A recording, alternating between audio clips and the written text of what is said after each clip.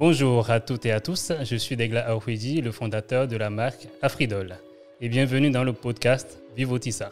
Vivotissa, c'est sous l'arbre à palabres, c'est en langue fongbe. Et c'est pour partager des moments ensemble, des moments de transmission, de discussion et de partage entre petits et grands.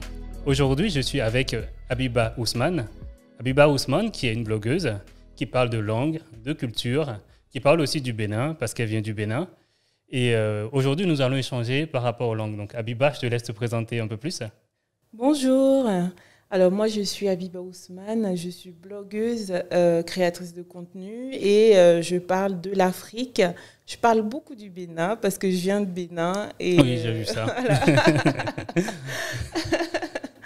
Donc, ça va être les contenus que j'ai créés, ça va être essentiellement des vidéos pour expliquer la culture, pour aussi apprendre à ceux qui veulent parler le fongbe, le kotokoli, ainsi de suite. Donc, je propose des phrases simples pour, si vous allez au Bénin, ce qu'il faut savoir dire, il faut connaître le minimum. Ah oui, c'est vrai. C'est vrai que c'est important, Oui. en fait, de parler. Tu as parlé du kotokoli, par exemple, Oui. qui n'est pas une langue qui est très connue, en fait, au Oui. Bénin. Oui. Et en discutant avec toi, moi, j'ai mieux connu le kotokoli. Comment on dit bonjour en kotokoli, par exemple? Mais venez Kaza. Même Kaza. Oui, bravo. Bah, écoute, on va refaire ça souvent. Et du coup, tu disais que tu viens du Bénin. Oui. Et tu as grandi un peu à Cotonou, je crois. Oui, alors moi je suis née à Alédio-Partago. Donc Alédio-Partago, c'est au nord du Bénin, dans le département de la Donga. On est vraiment proche de Bassila. La plus grande ville connue à côté, c'est Djougou. D'accord. Donc voilà, je suis née là-bas. Je suis restée jusqu'à mes 2-3 ans. Je ne me souviens plus exactement. Ouais. Puis après, je suis venue à Cotonou. J'ai grandi avec mon papa qui travaillait à Cotonou. Ouais. Donc, et après, je suis retournée au village vers 12 ans. Un village qui s'appelle comment? Partago. Partago. Et Donc, là-bas, vous parlez alors, kotokoli? à Partago, on parle le koura. J'ai la chance, oui, c'est une chance puisque mon papa vient de Partago, on Oui. parle le koura. Ma maman vient d'Alédio et à Karadé, là, on parle le kotokoli. D'accord, donc là, kotokoli, koura. Koura, Oui. je ne connaissais pas. Hein. Avant de D'accord. discuter avec toi, je ne connaissais pas koura, donc j'ai appris quelque chose. Oui. Et le koura, en fait, ça ressemble à quelle langue Alors, le koura, je dirais que c'est composé au moins de 40% de Yoruba. C'est un D'accord, mélange ok. de Yoruba. Moi, par exemple, mon conjoint est porte-novien et Yoruba. Oui. Donc, quand il parle Yoruba, ben, je comprends un peu. Il y a des similitudes. D'accord, Donc, ok. voilà. Donc, ça ressemble beaucoup à du Yoruba. Donc toi, tu parles bon, déjà le français, tu parles le fongbe, tu parles Oui. le koura, le kotokoli. Alors, malheureusement, depuis que je suis en France, il y a des langues que, à force de ne plus parler, Ouais. j'ai oublié. Par exemple, le koura. D'ailleurs, mes parents du côté de mon père m'en veulent parce qu'ils se disent, Ah non, oui, tu c'est peux oui. pas oublier le koura, Mais est-ce que tu as non. vraiment oublié? Est-ce que si un jour Alors, tu quand on me repars en parle, immersion? aujourd'hui, quand on me parle, je comprends, mais j'ai des difficultés à parler. D'accord, ok. Alors que le kotokoli, je parle encore très bien parce que ma mère, vu qu'elle est ici, je parle kotokoli avec elle. D'accord. Et j'ai mon fils qui comprend kotokoli, qui comprend également le koura, mais je parle plus facilement le kotokoli avec lui. Ok, parce que tu as gardé ce lien-là avec ta maman, et Voilà, du coup, tu as donc continué c'est plus facile à pour travailler moi, voilà. de parler kotokoli. Oui, oui. Et toutes ces langues-là, en fait, tu as commencé à les parler assez tôt. Alors, le koura, j'ai commencé tard. Quand tu dis tard, Comme je te disais, j'ai grandi à Cotonou et papa nous parlait que le français à la maison. Ah, Donc, c'était compliqué. Quand il parlait le koura, c'est vraiment quand on a un oncle qui vient nous rendre visite à Cotonou ouais. et je ne comprenais pas tout. Donc, c'était un peu frustrant pour moi puisque vers 6 ans, 7 ans, je suis retournée au village pour les vacances et j'étais un peu perdue en fait. Ah oui. Donc, quand j'ai des cousines, même les oncles qui parlaient, je me dis, mais qu'est-ce qu'ils disent? Et je me souviens que mes oncles disaient, mais non, c'est pas bien, il faut transmettre notre langue. Voilà. C'est important. C'est important. C'était important pour eux, du coup. Pour eux, oui. Et donc, petit à petit, ils me parlaient, mais vraiment, c'était pas ça.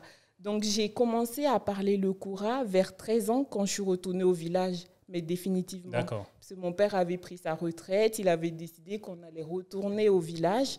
Donc là, à force d'entendre les cousins, toute la famille parler, donc j'ai appris à parler le Koura. Puis, le Kotokoli est venu après, vu que ma grand-mère vivait à Lédio. D'accord, ok. C'était pas tout de suite non plus le Kotokoli. Voilà, c'était pas tout de suite. Je pensais que c'était tout de suite. Non, c'était pas tout de suite. Donc, quand j'allais la voir, elle parle aussi un peu le Koura, mais elle me parlait beaucoup plus le Kotokoli. Elle me dit, mais c'est ta langue aussi, il faut parler. C'est vrai, elle a raison. T'es riche de plusieurs cultures, donc voilà. C'est bien d'avoir toutes ces cultures-là avec toi. J'ai commencé, mais c'est rentré vite. Je trouve que quand on commence tôt, ça rentre vite. Parce que c'est en moins de 6 mois, je parlais bien, je comprenais tout ce qu'on me disait, donc... mais j'étais contente parce que je parlais déjà plusieurs langues. Ouais, c'est super intéressant. Vu que je suis restée au sud, je parlais le fon, je comprenais le mina. Oui. Donc, plus Kotokoli, le Koura et aussi le Dindi parce que ma belle-maman, elle, était de Djougou. D'accord. Donc, elle, par contre, elle nous parlait un peu le Dindi. Toutes ces langues te font voyager, parce que tu parles du Dindi, je pense aussi aux Arma, qui est proche du Dindi, qui se parle beaucoup au Niger. Et qu'est-ce que ça t'a apporté, en fait? En effet, au début, tu ne parlais pas cette langue, après, tu les as apprises. Qu'est-ce que ça t'a apporté dans ton épanouissement et dans ta vie d'enfant et d'adolescente je trouve c'est vraiment une grande richesse parce que après, par exemple, quand je revenais au sud, je dis moi je comprends plusieurs langues, parle. Oui, la classe quoi. Ah oui, c'est la classe. Mes amis du sud qui disent oui, donc franchement c'est une richesse et puis j'étais fière de pouvoir communiquer parce que c'est vrai que quand on ne comprend pas une langue, surtout moi, revenir au village, c'est retrouver toutes ces personnes que je ne connaissais pas vraiment, puisque je les voyais que pendant les vacances, tout ça. Donc, les retrouver et ne pas pouvoir échanger correctement avec eux. Sachant qu'eux, ils ne parlaient qu'en Koura ou en Kotokoli. Voilà, c'est ça. C'était une frustration. Et donc, le fait de bien parler, ça nous a rapprochés. Oui, carrément. Voilà. En fait, tu as pu accéder à un savoir que tu n'aurais jamais eu si tu ne parlais pas Koura et si tu ne parlais pas Kotokoli. Par exemple, un exemple, jouer avec mes cousines. Oui. Même dans le jeu, on dit des mots, des phrases. Et puis, au tout début, c'était compliqué. Donc, moi, je parlais français et ça faisait la petite qui montre qu'elle comprend français. Ah oui, c'est parce que ça t'a aidé en fait à t'intégrer. Voilà, c'est plus facile. À t'amuser avec eux, aussi bien les petits que les grands. Les grands, oui. Et je pense que tu as eu droit à des histoires aussi le soir peut-être. Oui, le soir. Je me souviens que le soir, après le repas, d'abord la prière, puis après le repas, et le soir, vers 21h, il y a par exemple nos grands-mères, ou même parfois, moi j'avais un oncle, il aimait beaucoup nous raconter sa jeunesse. D'accord, ok. Il aimait, parce que par exemple, il nous dit oui, on aimait sortir. Bon, je pense que tout le monde, le soir, on attendait que les parents, pour sortir. Et il nous expliquait. Et puis c'était des histoires parfois mystérieuses. Et on avait peur. Il dit oui, quand j'étais jeune, une fois, je suis sortie, vu qu'il y a beaucoup d'arbres. Oui, et puis les sorciers, des trucs ou les génies, les trucs comme ça. Et en fait, finalement, plus maintenant, avec l'âge, je me dis, est-ce que c'était pas pour nous faire peur, pour qu'on se dise, OK, il faut pas sortir. Peut-être. Oui, mais c'était vraiment intéressant. Et puis, c'est des moments uniques, je trouve, de partage. Moi, j'aimais beaucoup écouter mon oncle ou même mes tantes parce que on a tendance à dire qu'en Afrique, souvent, entre les enfants et les adultes, parfois, il n'y a pas de discussion au niveau de l'échange. Ouais. Puisque parfois, si on veut trop parler, souvent on dit je ne suis pas ton ami. Hein. Alors que là, c'était vraiment des moments D'échanges. Enfin, d'échanges. Ça me rappelle aussi des souvenirs. Hein. Voilà, Quand j'étais petit, c'était pareil avec ma tante qui nous racontait des histoires le soir et des histoires qui pouvaient être tristes comme heureuses. Oui. Mais à chaque fois, il y avait un échange. En fait, il y avait Oui. une discussion. Pourquoi c'est comme ci, pourquoi c'est comme ça. Et Oui. on posait aussi des questions. On avait On droit de apprenait, poser on des apprenait de la questions. vie, en fait, tout Oui. simplement. Et puis savoir aussi que, par exemple, moi, je disais, et papa, il a fait comme toi, il sortait aussi. J'étais très curieuse. Donc, franchement, c'est des bons souvenirs que j'ai eus et je suis contente. Je pense que tout ça a fait de moi celle que je suis aujourd'hui. Oui, c'est vraiment beau ce que tu dis. Et c'est grâce justement aux langues que tu as pu apprendre. Oui. Sans ça, en fait, tu aurais eu une éducation qui aurait été peut-être purement dans une langue donnée, en français peut-être, parce que Oui. tu as commencé à parler Oui. en français et en fongbe avant d'apprendre les autres langues. Oui. Et dans cette période-là, dans ce village-là, qui s'appelle le Partago, Oui. c'est bien ça, si j'ai Oui. bien retenu, tu jouais à quoi d'autre, en fait, avec les enfants? Alors, avec mes cousines, on aimait jouer au jeu Buntu. Buntu. Ah, Buntu, le jeu où on tape des mains. Voilà. Et aussi, on aimait, je ne sais pas si tu connais le jeu qu'on tape dans les mains. Amina. Ah, Amina.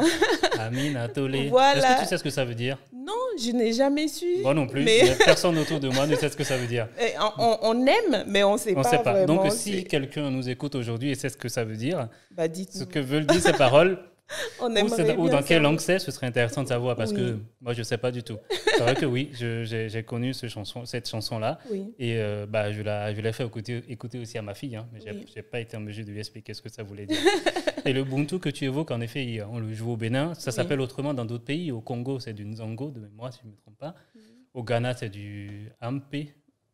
Donc ça se joue en fait au Bénin, au Ghana, au Togo, au Partout Congo. en Afrique. Ça se joue, ouais, en tout cas dans beaucoup de pays. D'accord.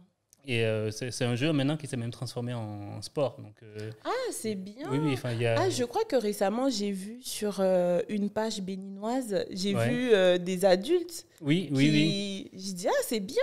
Ils le font, en fait. Il y a même des entreprises qui organisent en fait des jeux de Ubuntu, en fait, D'accord. comme séance de sport ou pour fusionner les équipes aussi, en fait. D'accord. Donc, C'est très bien. Parce que du coup, c'est du sport. On tape des oui, mains. oui, on saute. Donc, Et puis, oui. puis il y a une façon de compter les points. Moi, je ne sais pas. Hein. Toi, Ça, tu t'en par contre, souviens j'ai peut-être. oublié. Tu t'en souviens peut-être.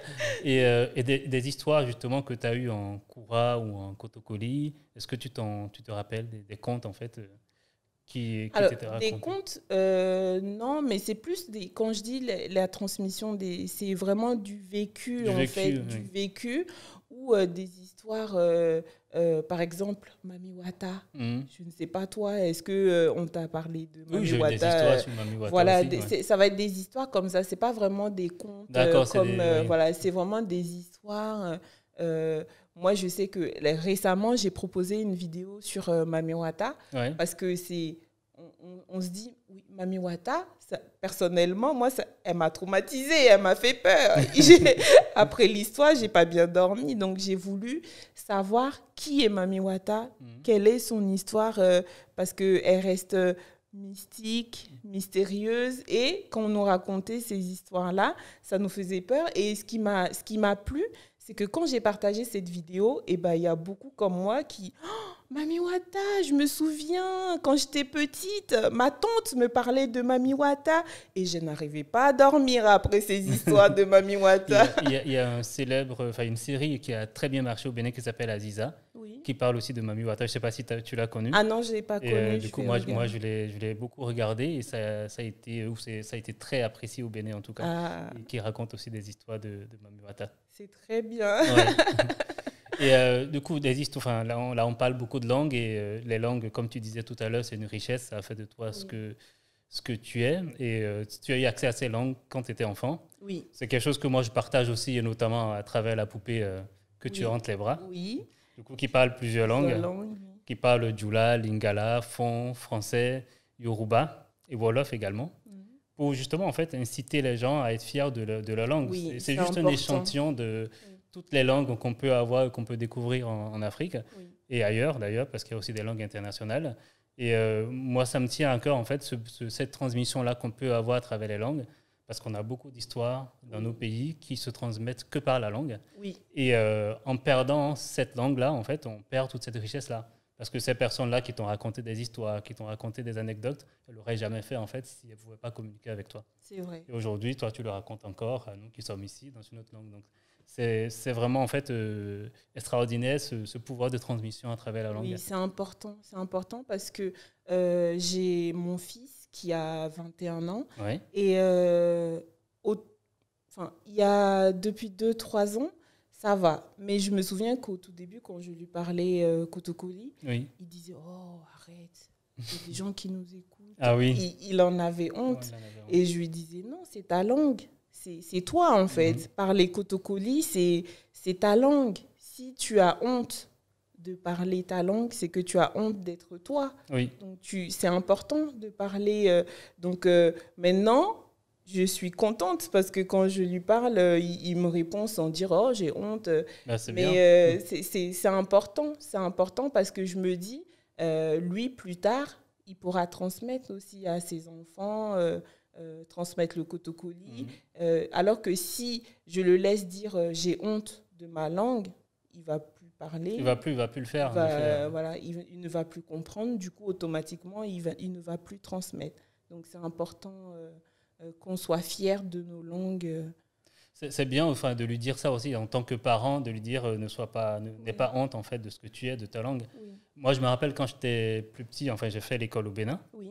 Et quand j'ai commencé le primaire, on nous interdisait de parler Fongbe ou Mari en fait D'accord. à l'école, Oui. sous prétexte qu'on n'allait pas pouvoir apprendre le français. Alors alors que c'est pas vrai.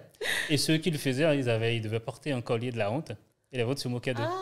T'as pas connu ça, toi? Non, j'ai pas connu ça. D'accord. Peut-être que j'ai pas connu ça parce que comme je te disais que moi je parlais que français. Oui, après tu es reparti. Oui, j'ai pas connu ça, mais c'est dommage parce que du coup je trouve que ça c'est frustrant. Oui, c'est très frustrant. Quand on est gamin, en fait, on se rend pas forcément compte. Oui. C'est maintenant avec le recul d'adulte que je me dis c'était quand même très frustrant et c'est quand même que, dur de dire à un enfant oublie ce que tu es et parle que du français. Oui. Alors qu'on peut faire les deux en même temps. Non, on peut faire les deux. Moi, je travaille, je t'ai déjà expliqué que je travaillais en crèche. Oui. Donc c'est des enfants à partir de 4 mois jusqu'à 3 ans. Oui. Et souvent, les enfants, chez les grands par exemple, qui viennent d'Afrique, on va dire qui ont des parents qui viennent d'Afrique, ceux qui parlent leur langue, ça ne les empêche pas de... En fait, ils évoluent pareil que les enfants qui parlent que français. Oui. Donc, ça ne bloque pas, en fait, l'apprentissage.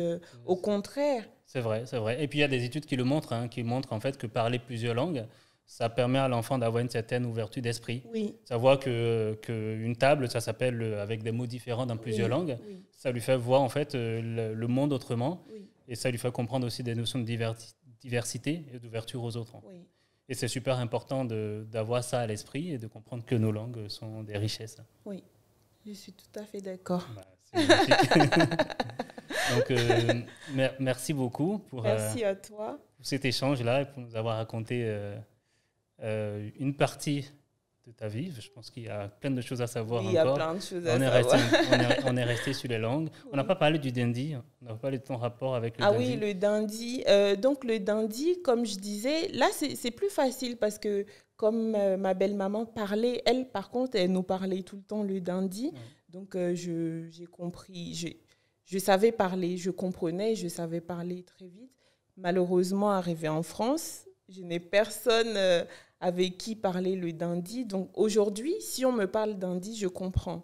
Mais j'ai du mal, par contre, à parler le dindi. Et c'est dommage parce que du coup, quand je venais en France, c'était une fierté pour moi de dire à mes copines « Oui, je parle plusieurs langues. » Et du coup, en dindi, tu te rappelles encore de certains mots où tu peux encore parler? Oui, je me rappelle, par exemple, merci, Nagbe. Nagbe? Et comment on dit merci en Kotokoli? Mena kokare. Mena kokare. Oui. Alors, mais on peut dire Mena kokare, c'est vous, quand on vous voit la personne. Oui. Mena kokare ou Nyana kokare. D'accord. Oui. Nagbe, Mina Kokari. Oui, mais tu Ah, es bah, fort. écoute. Tu es... Ok. Là, je t'emmène au nord, là, tu Ah ben moi, vas... je te suis tout de suite. Hein. En plus, je vais bien manger. Ah oui. Bah, toi qui parles, du coup, tu parles du Nord. Enfin, qu'est-ce qu'il y a comme spécialité que je peux manger à Ledio, par exemple? L'incontournable igname pilé. Ah bah, il y a un pilé. Ah moi, oui. depuis chez moi, je n'arrête pas d'en manger. Voilà. Moi, je suis marié des collines. Donc, Oui. pour situer un peu les gens, enfin, les maris sont au centre. Oui. Mais en effet, à Ledio, c'est plus au nord. Oui. Et déjà, à partir du centre, on mange beaucoup d'igname pilé. Oui, igname pilé. Après, on mange beaucoup la pâte de farine de manioc. Ah oui. Je ne sais pas si tu connais. Donc, ça aussi. Mais c'est vrai que l'igname pilé, ça, c'est incontournable. C'est incontournable. Oui. Bon, merci, Nakpe Nagbe, et Mina Kokari. oui. Ah, Mais tu peux me tutoyer, hein. ah ok. Bah, Nyana Kokare. Yana Kokari. Ok, bah, sur ce, bah, je te dis merci encore une fois Merci à pour ce toi. moment d'échange. Merci Et à toi. merci à vous qui nous écoutez. Et on se donne rendez-vous pour un prochain épisode de Vivotissa. Merci, au revoir.